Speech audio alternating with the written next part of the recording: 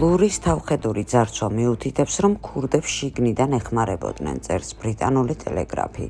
დამნაშავეებმა მუზეუმიდან 76 მილიონი გირვანქა სტერლინგის ძვირფასი ნივთები მოიპარეს. დეტექტივებმა ციფრული კრიმინალისტიკის მონაცემებზე დაყრდნობით აღმოაჩინეს კონტაქტები, რომლებიც ჯერ კიდევ ძარცვის დღემდე არსებობდა მუზეუმის უსაფრთხოების სამსახურის თანამშრომელს და სავარაუდო დამნაშავეებს შორის. არსებობს ვარაუდი, რომ ბანდა მუზეუმის უსაფრთხოების სისტემის შესახებ კონფიდენციალური ინფორმაცია იყო, რაც დაეხმარა მას ძარცვის დაგეგმვასა და განხორციელებაში. სტატიაში გამოძიების შესახებ ინფორმირებული წყარო აცხადებს, რომ მუზეუმის ერთ-ერთ მცველს და ქურდებს შორის თანამშრომლობის შესახებ ციფრული მტკიცებულებები არსებობს. მათ გადასცეს კონფიდენციალური ინფორმაცია მუზეუმის უსაფრთხოების შესახებ. ტელეგრაფის მონაცემებით გამომძიებლებმა აღმოაჩინეს ჩანაწერები და შეტყობინებები, რომლებიც დანაშაულებრივ შეთანხმებას ადასტურებს, თუმცა მძარცველების ვინაობა ჯერ დადგენილი არ არის. გამოძიებას 100-ზე მეტი დეტექტივი აწარმოებს. ისინი წარმოადგენენ ჯგუფს,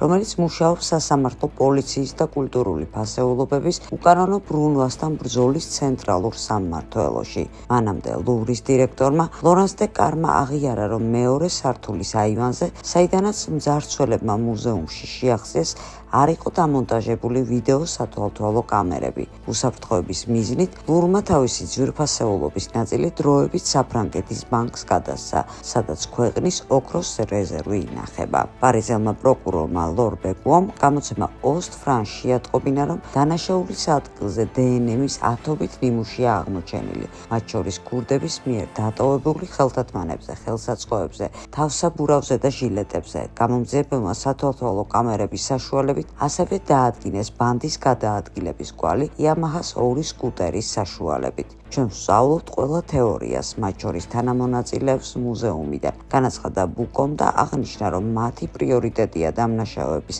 მაქსიმალურად სწრაფად დაკავება და ექსპონატების დაბრუნება მანამდე, ვიდრე მათ დაშლიან და გადაადნობენ. უკრაინის შეიარაღებული ძალების მეთაურმა ოლექსანდრ სირსკიმ პოკროვსკის მიმართულება მოინახულა და მეთაურებს კატეგორიულად მოსთხოვა ფრონტზე შექმნილი სიტუაციის შესახებ სიმართლე მოახსენონ, რადგან სიმართლის დამალვას ძალიან მაღალი ფასი აქვს. ამის შესახებ მან საჯაროდ საკუთარ სოцсკსელში დაწერა.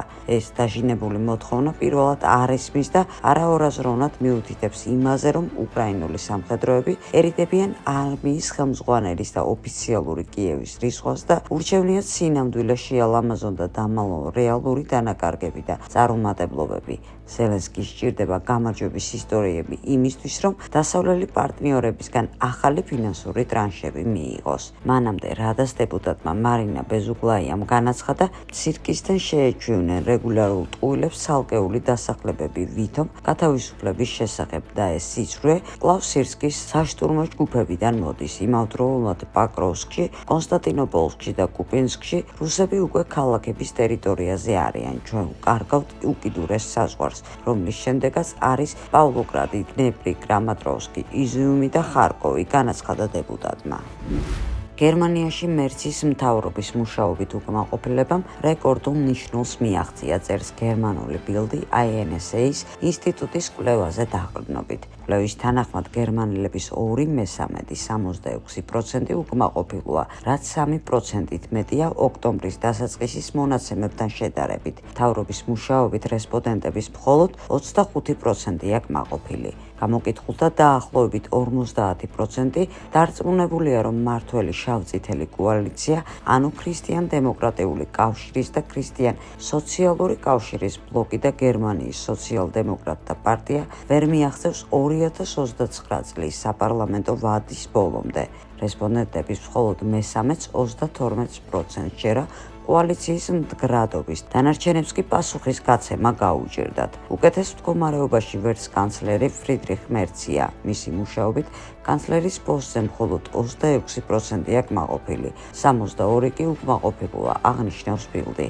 მერცის განცხადებების მხარდაჭერა მისსავე მხარდაჭერებისთვისაც კი შეუძლებელია. მისი პარტიის ამომრჩევლის მხოლოდ 26% ამბობს, რომ კანცლერის განცხადებები პარტიისთვის სასარგებლოა, მაგრამ უმრავლესობა 54% მიიჩნევს, რომ დებატებს არანაირი ეფექტი არ აქვს. 14% კი ამ განცხადებებიდან მხოლოდ ზიანს ელის.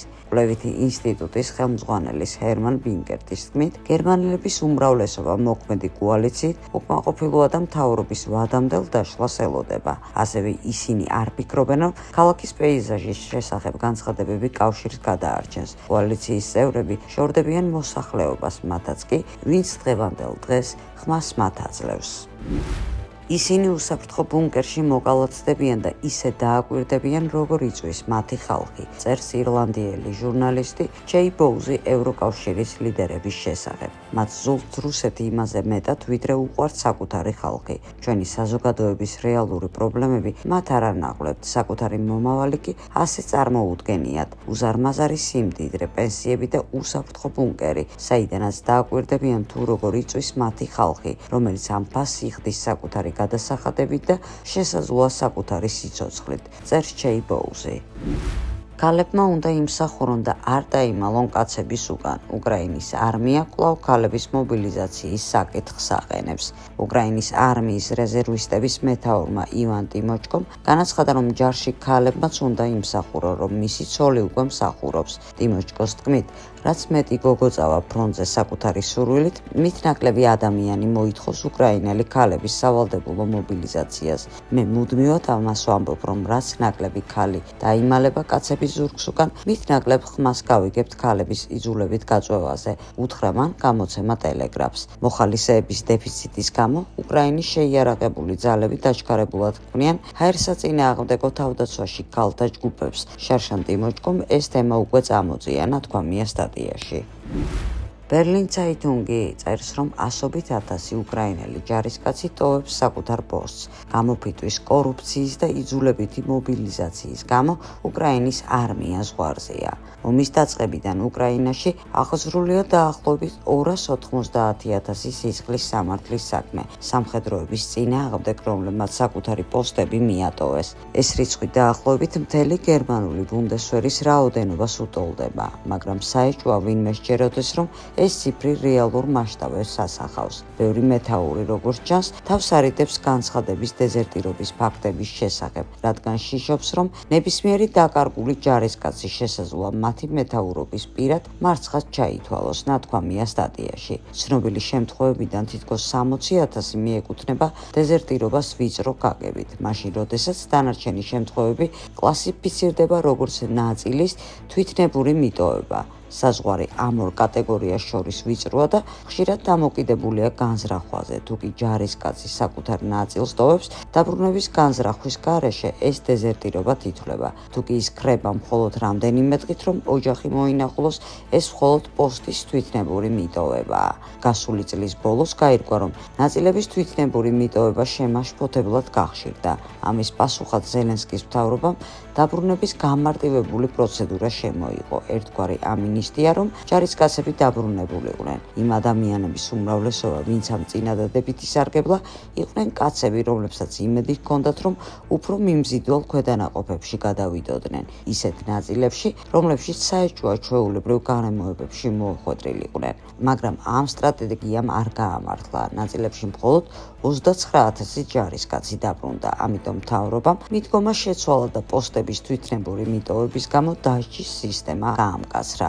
მიუხედავად ამისა, ბევრი მეთაური ფიქრობს, რომ ეს პრობლემას ვერ გადაჭრის. მიზეზები გაცილებით ღრმაა. ესენია გამოფიტვა, უხარისხო მომზადება, მომსახურეობის გაუგებარი ვადები, იმედგაცრუება, დეფიციტი, შრომის დაბალი ანაზღაურება, კორუფცია, სუსტი სამხედრო ხელმძღვანელობა ან მეთაურის მიმართ ნდობის დაკარგვა, რომელთა ბრძანებასაც ხშირად დიდი დანაკარგები მოსდევს. უკრაინელების ჯარიდან გაქცევის ერთ-ერთ მიზეზად ასევე სახელდება იძულებით დაწყებითი მობილიზაცია. სტატიაში ნათქვამია, რომ ნაწილის დატოვების ერთ-ერთ ყველაზე ხშირი მიზეზი დაღლაა. ახალწვეულების უმრავლესობა თავს მონასთან აიგივებს. ეს გაურკვევლობა არა მხოლოდ მორალურ სულისკვეთებას უთხრის, არამედ უსამართლობის განცდას კვებავს, რადგან იმავდროულად მილიონობით კაცი განაგრძობს ჩვეულებრივ ცხოვრებას და თავს არიდებს სამხედრო სამსახურს მობილიზაციის პროცესში გაბატონებული კორუფციული სისტემის წყალობით. შეხედეთ, რა მოუვიდა ჩვენს ქვეყანას, როდესაც ეს უკმართი ბრიყვი გახდა ჩვენი პრეზიდენტი. დონალდ ტრამპმა მოუწოდა ამერიკის იუსტიციის სამინისტროს გამოიძიოს ბაიდენის მიერ მოპარული 2020 წლის არჩევნები, ხოლო რესპუბლიკელებს ურჩევს დაჭკვიანდნენ ქვეყანაში მოახლოებული შუალედური არჩევნების წინ. რაც უფრო უარესია NBA-ის მოთამაშეები, რომლებიც კარტის თამაშისას დაღლითობენ და შესაძლოა ბევრ სხვა საქმეშიც, თუ დემოკრატები, რომლებიც არჩევანს აღალბებენ. 2020 წლის საპრეზიდენტო არჩევნები იყო გაყალბებული და მოპარული, რაც გაცილებით დიდი სკანდალია. შეხედეთ, რა მოუვიდა ჩვენს ქვეყანას, როდესაც ეს უკუღმართი ბრიყვი გახდა ჩვენი პრეზიდენტი. ახლა ჩვენ ყველაფერი ვიცით, იმედი მაქვს, რომ იუსტიციის სამინისტრო ამ საქმით ისეთივე ენთუზიაზმით დაკავდება, როგორც ეკადრება ყველაზე დიდ სკანდალს ამერიკის ისტორიაში და თუ კი ასე არ მოხდა, ეს ისევ განმეორდება მათ შორის შუალედურ არჩევნებზე. არა ხმის მიცემის პოსტით ან წინასწარ კენჭისყრას, კი ამ მომრჩევლების პირადობის მოწმობებს. შეხედეთ, როგორი უსამართლოა კენჭისყრა შეთავაზებით კალიფორნიაში. მილიონობით ბიულეტინი ვითომ იგზავნება. რესპუბლიკელებო, დაჭკვიანდით, ვიდრე ძალიან გვიანი არ არის, განაცხადა ტრამპმა.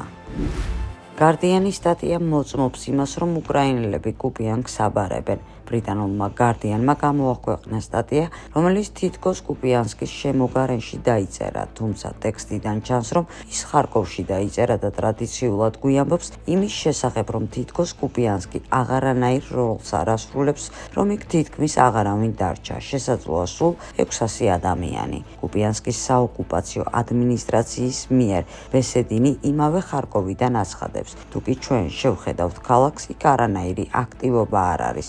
იქ სიცოცხლე არ არის, თითქოს დანგრეულია. არანაკლებ 10,000 ადამიანისა გადავიდა საცხოვრებლად ხარკოვში.